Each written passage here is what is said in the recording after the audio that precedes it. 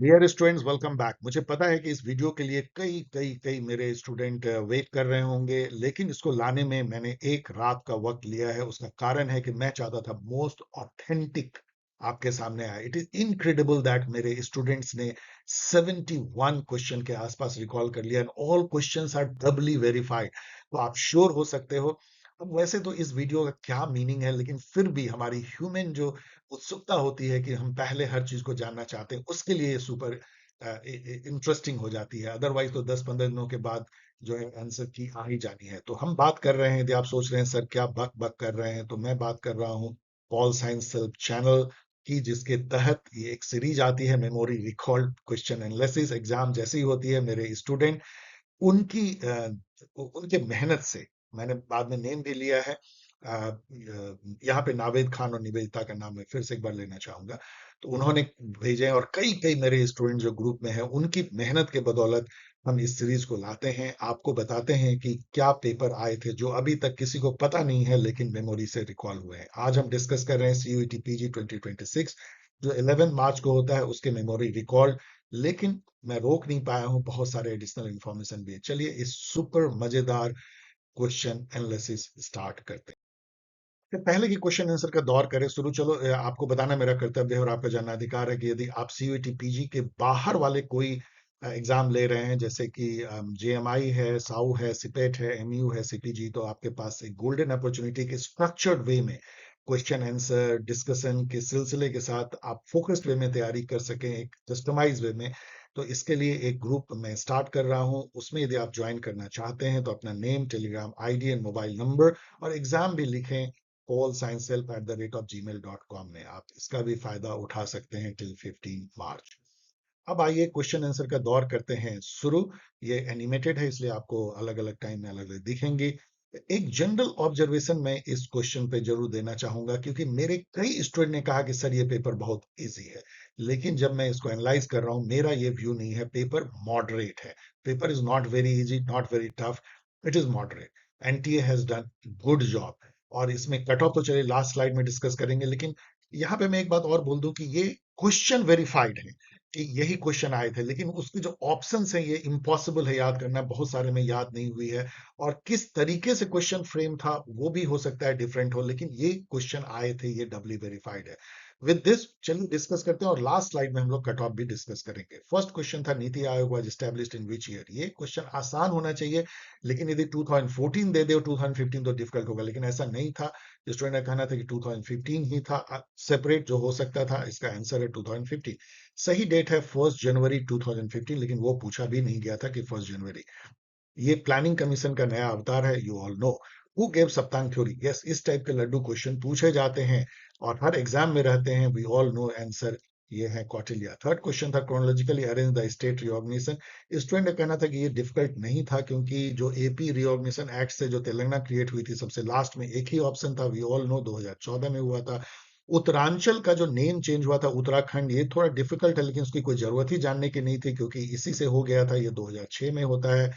MP reorganisation से Chandigarh sorry Chhattisgarh create होता है 2000 में। उसी के साथ झारखंड और उत्तराखंड भी क्रिएट होते हैं, एमपी और यूपी से respectively. Goa, Daman and Diu का रिऑर्गेनाइजेशन होता है 1987 में, और गोवा 25वां राज्य बन जाता है।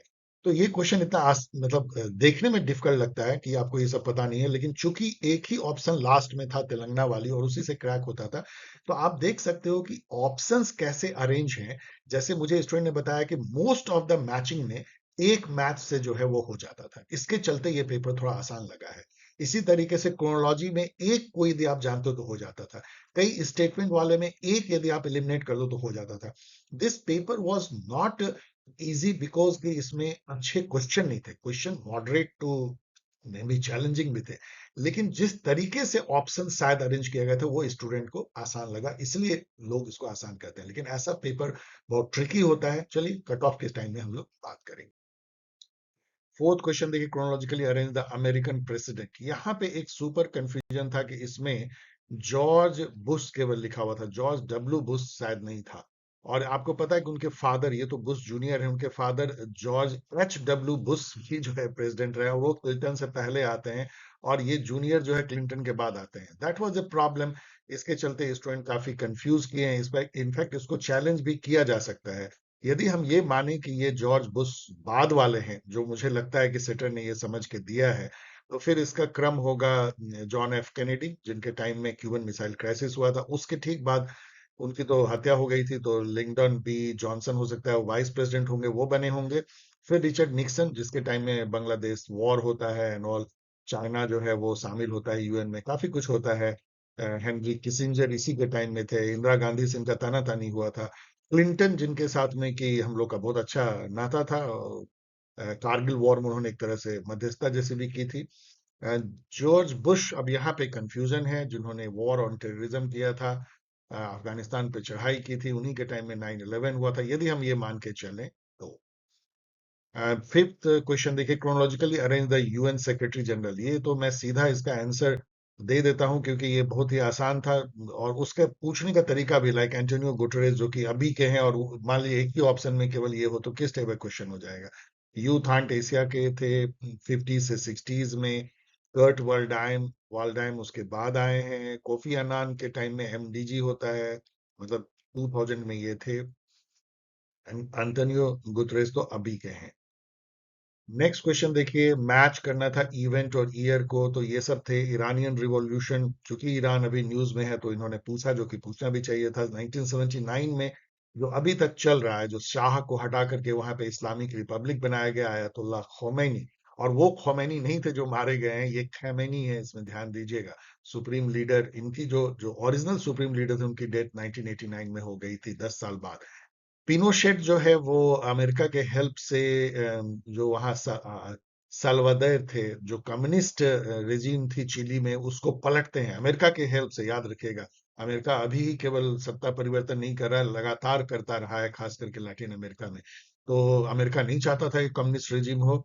अल्वादर, देख लीजिएगा, अलांदे की सरकार थी, जो कि चिली में बहुत ही पॉपुलर थी, कम्युनिस्ट सरकार थी। उसको पिनोसेट, जो वहाँ के जनरल थे, उन्होंने मिलिट्री कू करके जो है अमेरिका के हेल्प से उसको पलट दिया था, और फिर काफी सालों तक जो है चिली पे डिक्टेटरशिप किया था पिनोशेट 1973। लेकिन ये जानने की जरूरत नहीं थी, स्टूडेंट ने कहना था कि इस तरह से था, जैसे कि मान लो नेपाल एडॉप्ट्स न्यू कॉन्स्टिट्यूशन सबसे लास्ट में हो 2015 में, तो फिर क्या।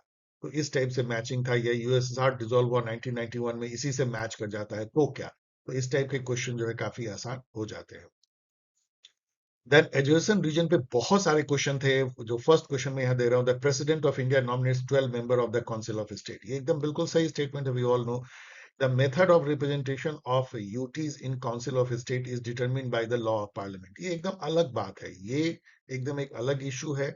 और ये जो यूटी की रिप्रेजेंटेशन जो होती है राज्यसभा में, जो 20 सीट दी गए हैं दिल्ली, पुडुचेरी और अब जम्मू एंड कश्मीर को, वो जो है पार्लियामेंट के लॉ से होती है डेफिनेटली। तो इसका दोनों का कोई नाता तो नहीं है, लेकिन दोनों अलग अलग सही है, इसलिए इसका ऑप्शन होगा B, both A and R are true, but R is not correct explanation of A. Then next question देखिए, 8वां number, chronologically arrange the human right convention. ये बिल्कुल घिसा पीटा बट सुपर इंपॉर्टेंट क्वेश्चन है, जिसमें मैंने शॉर्ट में दिया है टाइम बचाने के लिए। International covenant on civil political rights जो है, and international covenant on social economic and cultural right, SECR 1966। ध्यान रखिएगा, दोनों जो है इंप्लीमेंट होते हैं 1976 में। मैं रोक नहीं पा रहा हूं अभी एडिशनल इंफॉर्मेशन देने से, गौर से आप सुनिएगा जो मैं कह रहा हूं, तो आगे के एग्जाम के लिए हेल्प होगा।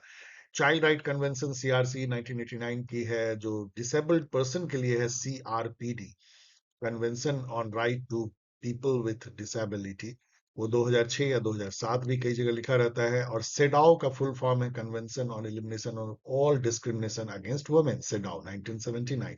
ये सब सुपर इंपॉर्टेंट है, याद भी कर लीजिए। यूडीएचआर तो है ही, जो 1948 में आया है, 1948। ओके। देन नेक्स्ट था, chronologically arrange the supreme court cases. ये सब भी बहुत फेमस केसेस रहे हैं, लेकिन इसमें भी स्टूडेंट ने कहा कि इतना मुश्किल नहीं था, क्योंकि ये आसानी से हो जाता था। लाइक द मिनर्वा मिल सबसे लास्ट में हो, और एक ही ऑप्शन में हो तो क्या। तो मिनर्वा मिल केस, जिसमें कि फंडामेंटल राइट और डीपीएसपी को एक तरह से कॉम्प्लीमेंट्री माना गया, बराबर माना गया।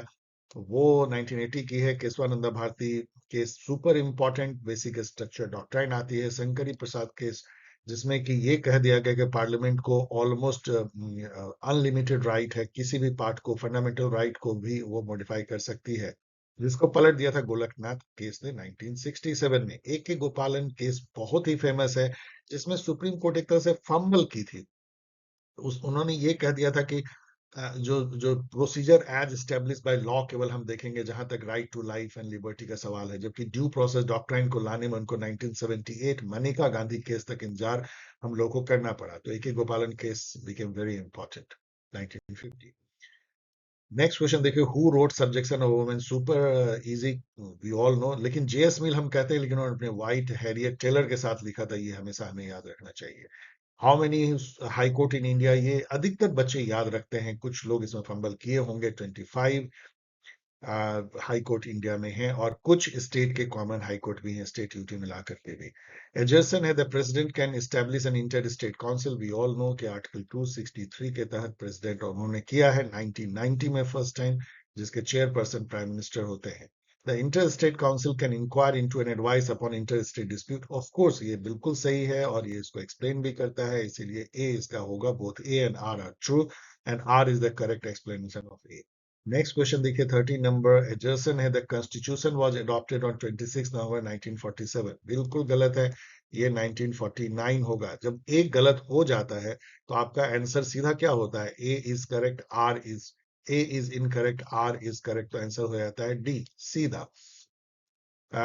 उसको आप पढ़ लीजिए रीजन को। 14 नंबर देखिए, एजर्सन है, India is a union of state, we all know, constitution के आर्टिकल 1 में लिखा है। रीजन है, the constitution provides the federal structure with unitary feature, we all know this is very much true, और इसको explain भी करता है, इसीलिए ए होगा।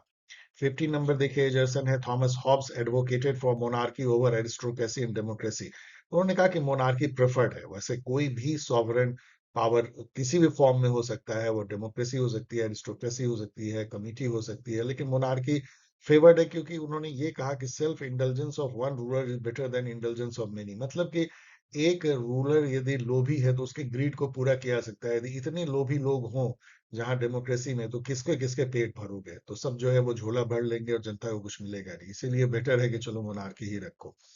तो ये ठीक है, ये ए होगा इसका ऑप्शन। रिपब्लिकनिज्म मीन, यहाँ पे मेरे भी कुछ स्टूडेंट फंबल के, मेरे जब मैं कहता हूँ जो ग्रुप थी जो प्रिपरेशन के लिए, तो उसमें कुछ ने जो यूनिवर्सल सिटीजनशिप दिया, लेकिन मुझे लगता है ये तो बिल्कुल नहीं होगी, और पार्टिकुलरिस्टिक अपॉर्चुनिटी भी नहीं होगी। इन दोनों में बेटर आंसर जो है ग्रुप सेल्फ एजर्सन है। रिपब्लिकनिज्म का मतलब होता है पीपुल का शासन, कोई, और उसके इसका ये भी मीनिंग होता है कि पीपुल को कोई डोमिनेट फॉरेन पावर या जो एलियन पावर वो नहीं कर रही है, ऐसे में ग्रुप की self एजर्सन is the best option. First municipal corporation India में कहाँ है, ये ऑफ कोर्स बहुत साल पहले एक क्वेश्चन ये आता था, और ये मैंने कई बार जो है इसको एनालाइज किया है, जेएनयू और डीयूईटी में आता था कि सबसे पहला म्युनिसिपल कॉर्पोरेशन इंडिया में कौन था। अंग्रेजों के टाइम में ये 1688 में, कैन यू बिलीव, उस समय में फर्स्ट म्युनिसिपल कॉर्पोरेशन जो है मद्रास में बना था। 103rd अमेंडमेंट किससे रिलेटेड है, ये सुपर इजी है, वी ऑल नो कि ये जो है ईडब्ल्यूएस रिजर्वेशन 10% जो इकोनॉमिकली वीकर सेक्शन जो किसी और तरीके से रिजर्व नहीं है उनको दिया गया था। 90 number question, who propounded the garbage can theory of public policy, ये बहुत ही इंपॉर्टेंट है, लेकिन बहुत ही घिसा पिटा क्वेश्चन भी है ये। Cohen mark, James mark and Olsen, Cohen mark and Olsen हम कहते हैं, उन्होंने एक पेपर दिया था, बाद में उन्होंने बुक फॉर्म में भी लाया, एक garbage can model of organisational choice. अभी तो इसको एक्सप्लेन मैं नहीं कर रहा हूँ, बहुत मजेदार है, but it was not very difficult question. 20 number question देखो, when did India join UNO, ये बहुत सुपर इजी क्वेश्चन है। एज ए फाउंडर मेंबर हम लोगों ने 1945 जून को ही चार्टर पे साइन किया था। यहाँ याद रखिए कि 51 फाउंडिंग मेंबर है, पोलैंड बाद में साइन करता है 3 महीने बाद। नेक्स्ट क्वेश्चन उतना आसान डेट नहीं है, when did China join WTO, लेकिन बहुत पॉपुलर क्वेश्चन है ये, इसलिए हो सकता है कि बहुत स्टूडेंट ने याद रखा हो, 2001। 22 है, when was the federal court established in India, जो सुप्रीम कोर्ट अभी हम कहते हैं उसको 1935 के एक्ट से एस्टैब्लिश किया गया था फर्स्ट टाइम न्यू दिल्ली में, और उसको फेडरल कोर्ट ऑफ इंडिया कहा जाता था। उसको 2 साल लगे उसको फंक्शनल होने में, 1937 में जो है ये फंक्शनल हो जाता, और यही पूछा भी गया था यहाँ ये भी याद रखिए कि 1773 में ही रेगुलेटिंग एक्ट से जो है एक सुप्रीम कोर्ट कोलकाता में बना था, जो समय कलकत्ता कहलाता था, ये भी याद रखिए। 23 नंबर क्वेश्चन देखिए, when was VVPAT voter verified audit trail the first time, जब पेपर निकलती है कि आपने किसको वोट दिया है इंडिया में, जो कब लागू हुआ, तो ये 2013 में एक बाइपोल नागालैंड में था। ये तो नहीं पूछा गया था, लेकिन ये मैं एडिशनल बता रहा हूँ। और इसी साल जो है नोटा भी लागू हुई थी, ये भी याद कर लीजिए आगे के एग्जाम के लिए।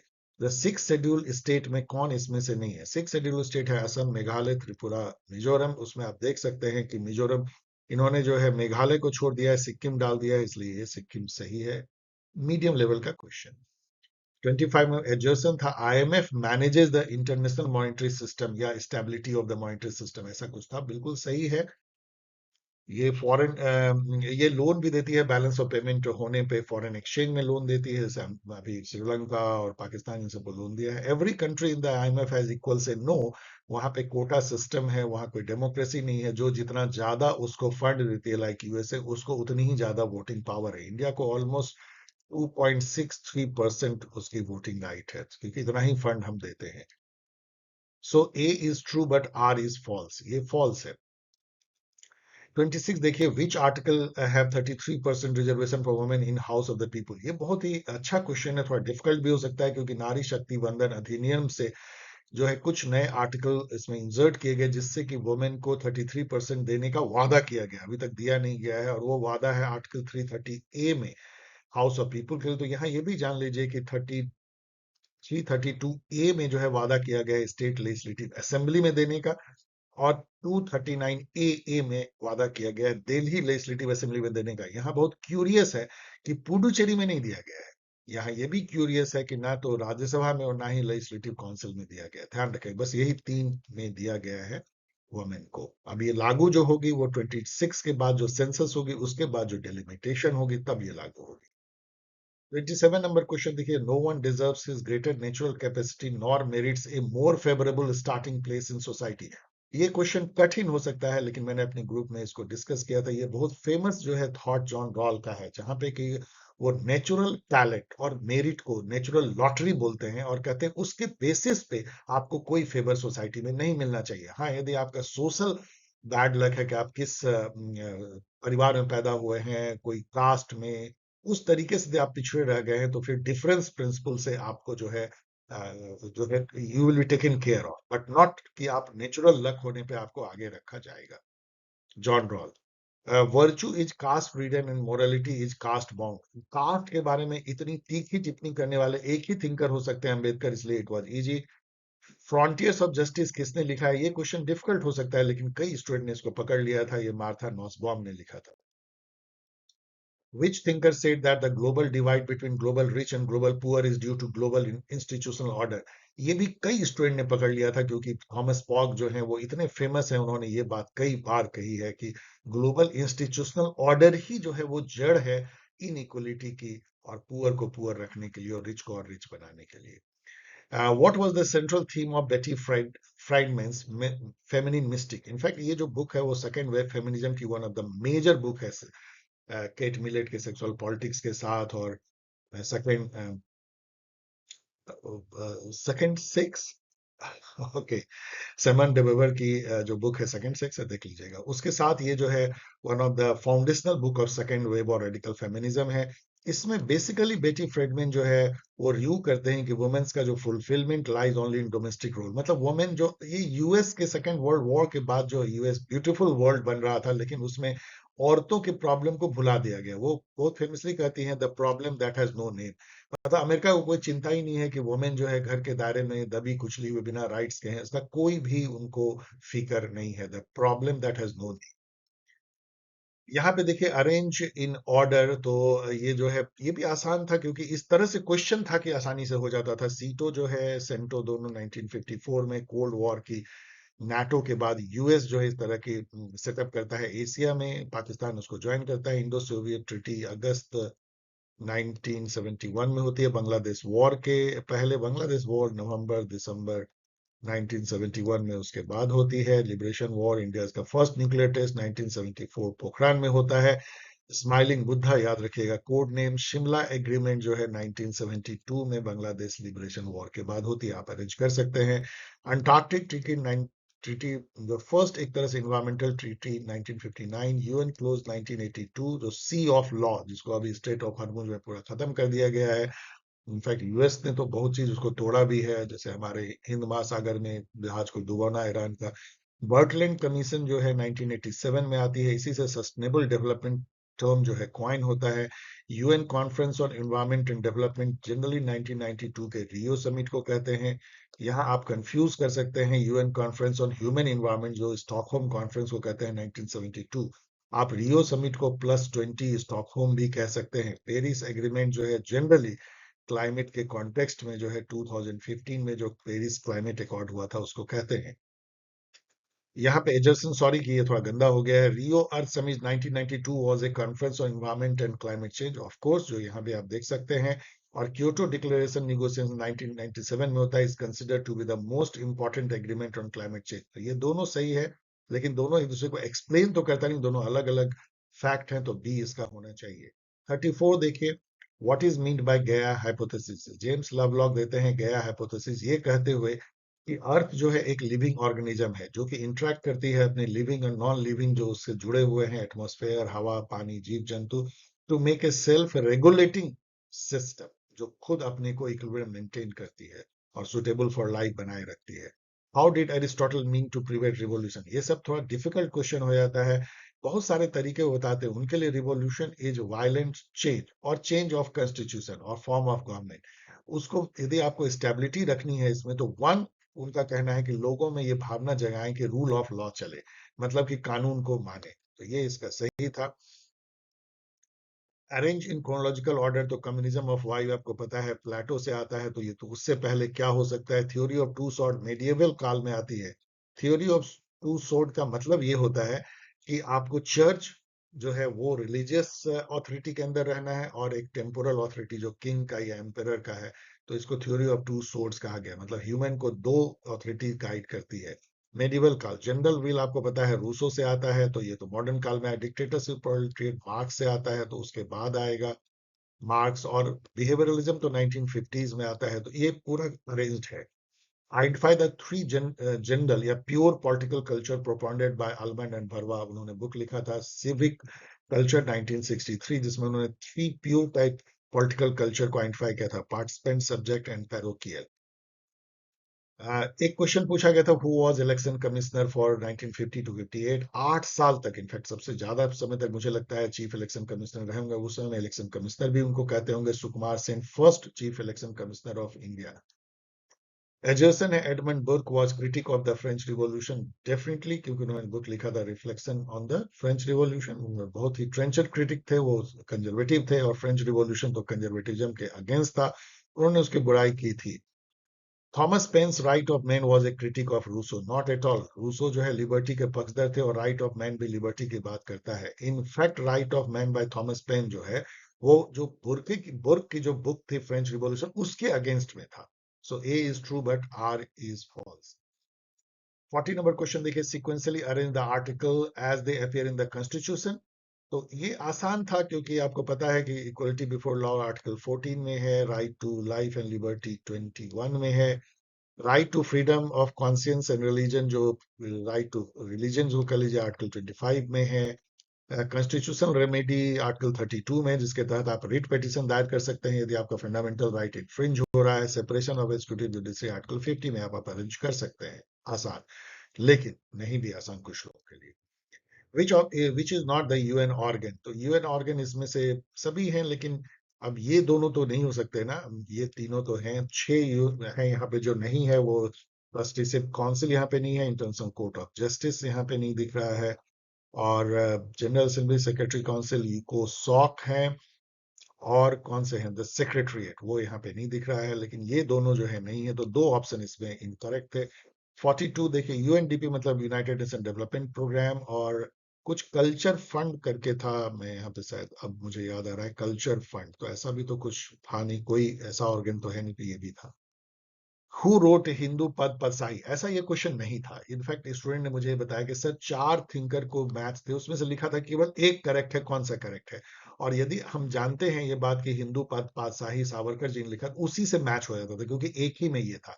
इसलिए मैंने इसको फ्रेम किया है हु रोट हिंदू पद पातशाही, और ये लिखने वाले थे सावरकर, वीर सावरकर। तो आपको यदि ये पता है तो आपको ये हो जाता है। नेक्स्ट क्वेश्चन देखिए 43। इसमें मैच करना था जो जो एकदम बहुत ही घिसा पिटा जो डिफरेंट कंस्टिट्यूएंट असेंबली के जो कमिटी, सब कमिटी बनी थी, like power committee Nehru ji थे चेयरपर्सन, ड्राफ्टिंग कमिटी के अंबेडकर जी, प्रोविंशियल कमिटी के वल्लभ भाई पटेल, और स्टीयरिंग कमिटी के चेयरपर्सन राजेंद्र प्रसाद। ये मैच है। यहाँ पे कुछ ऐसा कहा गया था, एग्जैक्टली हो सकता है इस तरह से नहीं हो, लेकिन कहा गया था कि सर दो क्वेश्चन थे, एक में तो फेमस जो केसेज है उनका केवल हमें मैच करना था ईयर से, और एक में मैच करना था कि उसका एम क्या था, मतलब क्यों ये केस से क्या आया।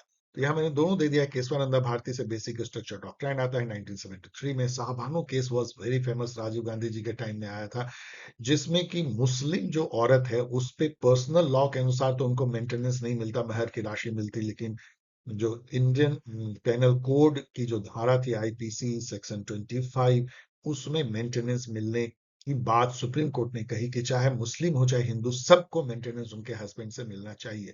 और ये केस बहुत बड़ा केस बन गया था 1985 में। एक ही गोपालन केस को अभी मैंने डिस्कस किया, जहां की procedure establish by law versus due process doctrine की बात हुई थी। उन्हीं कृष्णन केस था जो राइट टू एजुकेशन जिससे आता है आर्टिकल 21A के तहत 1993 में। 45 नंबर क्वेश्चन देखिए, how do one get Indian citizenship as per the citizenship act 1955। उसमें स्टूडेंट ने कहना था कि एक था बाय गेटिंग आधार नंबर, और उसी से जो है हमारा हो जाता था, जैसे इसको हम एलिमिनेट करते थे तो बाकी सब मैच हो जाता था, आसान। 46 था मैच कंट्री इलेक्टोरल सिस्टम, जो मैं कहता हूं कि हमेशा पूछा जाता है, यहां भी पूछा गया। ये एक्चुअली मैच है, कनाडा में हम लोग की तरफ फर्स्ट पास द पोस्ट है, इसराइल में पार्टी लिस्ट प्रोपोर्शनल सिस्टम जिसमें आपको बस पार्टी का नाम दिया जाता है, टिक करते हैं आप। ऑस्ट्रेलिया में प्रेफरेंशियल वोटिंग, जिसको कि अलग अलग नेम से भी कहा जाता है, rank choice voting, alternate vote भी कहा जाता है, इसको इंस्टेंट रन ऑफ भी कहा जाता है। फ्रांस में बैलोटेज, जिसको कई तरीके से कहते हैं, फ्रांस में जो प्रेसिडेंट का इलेक्शन होता है वो सेकंड राउंड वोटिंग कहते हैं, टू राउंड वोटिंग कहते हैं, रन ऑफ वोटिंग भी कहते हैं, और बैलोटोज भी कहते हैं। Arrange the following in the order of precedence, ये मैंने अपने ग्रुप के स्टूडेंट को हमेशा कहा था कि देख लेना, ऑर्डर ऑफ प्रेसिडेंस लगातार पूछा जा रहा है, यूजीसी नेट में भी आपको मैंने यहाँ पे केवल सेलेक्टिव दिया है। 37 जो डिग्निटरीज इंडिया में है उनके ऑर्डर ऑफ प्रेसिडेंस जो है गवर्नमेंट ऑफ इंडिया निकालती है। गूगल पे जैसे ही आप लिखेंगे ऑर्डर ऑफ प्रेसिडेंस आपको मिल जाएगा। यहाँ पे आप देख सकते हैं कि गवर्नर जो है, यदि गवर्नर किस नंबर पे आते हैं, चौथे नंबर पे गवर्नर आते हैं। फॉर्मर प्राइम मिनिस्टर यदि आप देखोगे तो 7वें नंबर पे आते हैं। चीफ जस्टिस जो इंडिया के हैं वो 6 नंबर पे आते हैं chief justice. Attorney general India के जो हैं वो आते हैं 11 नंबर पे। कैबिनेट सेक्रेटरी जो है वो आते हैं, कैबिनेट सेक्रेटरी भी 11 नंबर पे उसके नीचे आते हैं अटॉर्नी जनरल के। और CAG जो है वो 9A पे आते हैं। तो अब आप इसको मैच कर सकते हैं। Difficult, which of the following is not a national party in India, ये आसान होना चाहिए। TDP is not a national party, AAP, BSP, CPIM है अभी केवल 6 नेशनल पार्टी है। 49 नंबर क्वेश्चन देखिए, article 21 of constitution of India का दायरा बहुत बढ़ा दिया गया है बाय सुप्रीम कोर्ट इंटरप्रिटेशन और judicial order. Now you tell me कि इसमें से कौन जो है वो फंडामेंटल राइट के तहत नहीं आता है, आर्टिकल 21 के तहत। तो राइट टू डिसेंट एनवायरमेंट है, राइट टू सॉलिटरी कन्फाइनमेंट नहीं है, राइट अगेंस्ट है, इसके चलते ये टू अगेंस्ट के चलते जो है ये गलत हो जाता है। राइट टू रेपुटेशन है, राइट अगेंस्ट पब्लिक हैंगिंग है। सो सही आंसर है right to solitary. No, right against solitary confinement is the fundamental right under article 21। Arrange the following event chronologically. IPKF जो राजीव गांधी जी ने भेजा था, Indian peace keeping force Sri Lanka में 1987 में, वो एक साल बाद लौट आती है। Act east policy Modi ji ने स्टार्ट किया अपनी टेन्योर में आने के बाद, जो जो कि लुक ईस्ट पॉलिसी का नया वर्जन था। Nepal adopted it's new constitution 2015। और गंगा वाटर शेयरिंग या फरक्का ट्रीटी हम बांग्लादेश से करते हैं 1996 में। आप अरेंज कर सकते हैं, ये भी मीडियम टू डिफिकल्ट क्वेश्चन था, not so easy. 51 number question, arrange the following British constitution development chronologically. ये स्टूडेंट को बहुत कंफ्यूज किया था। मैग्ना कार्टा सभी जानते हैं, इसका सही देखिए, देख लीजिए, मैग्ना कार्टा तो सब जानते हैं 1215, लेकिन उसके बाद इन दोनों में जो है प्रॉब्लम हुई थी। पेटिशन ऑफ राइट 1628 में दिया जाता है, ग्लोरियस रिवॉल्यूशन 1688, और एक साल बाद बिल ऑफ राइट्स आता है। ये थोड़ा डिफिकल्ट क्वेश्चन हो सकता है।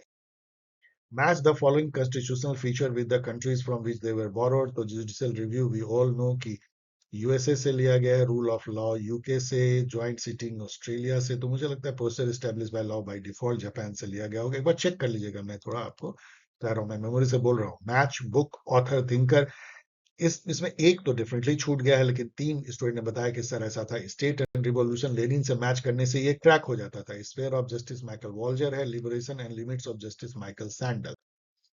54 नंबर क्वेश्चन देखिए, स्टेटमेंट है the history of all hitherto existing society is the history of class struggle. ये किस बुक में लिखा हुआ? मार्क्स के very famous the communist manifesto 1948। Yes.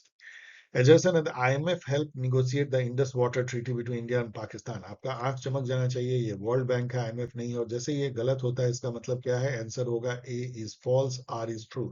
इसका मतलब ये ट्रू है, India Pakistan has not been agreed on Sir Creek dispute on Kutch. कई स्टूडेंट ने मुझे बताया सर ये तो अब रिजॉल्व हो गया है, लेकिन तब आप चैलेंज करें। लेकिन अदरवाइज यदि ये गलत है, तो इसका मतलब by the structure of the reason assertion question ये सही होना चाहिए।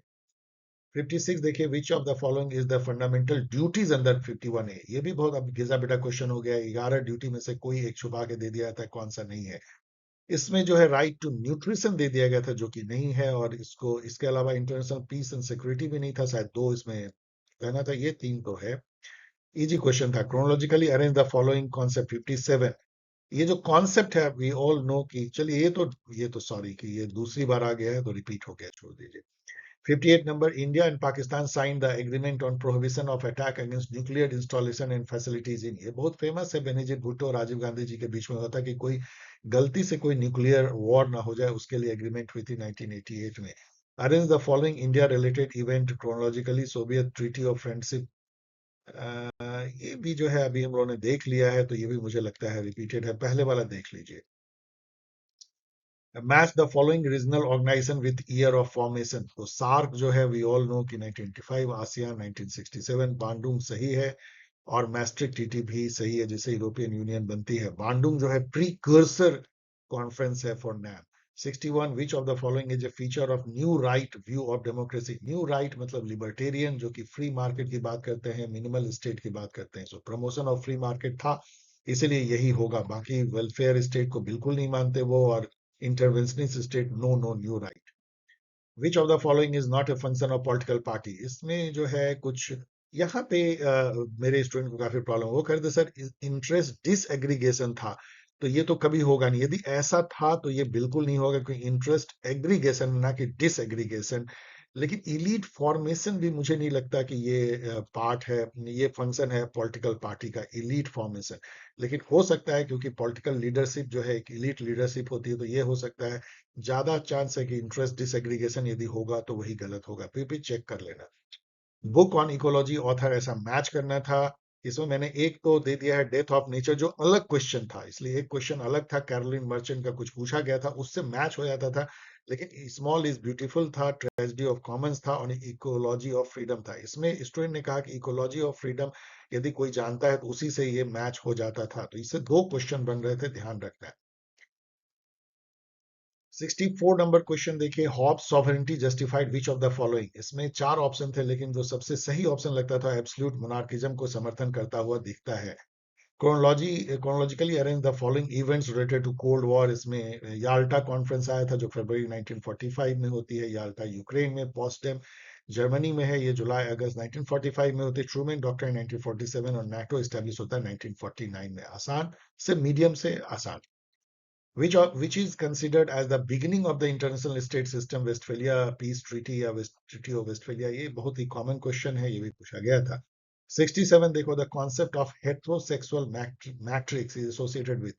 जूडिथ बटलर एक बुक लिखती है, जेंडर ट्रबल। उसमें वो कहती है कि एक मैट्रिक्स बनता है कि आपका बायोलॉजिकल सेक्स क्या है, उससे आपकी जेंडर परफॉर्मेंस तय होती है, और उसी से आपकी जो सेक्स की जो चॉइस है कि आप जो है हेट्रोसेक्सुअल होंगे, उसको यदि मर्द है तो वो औरत से के तरफ अट्रैक्ट होगा। इस तरह का एक मैट्रिक्स आप बना देते हैं, मतलब कि ये होगा तो ये होगा तो ये होगा, जो ऐसा होता नहीं है। मतलब ये बहुत फ्लूइड होता है।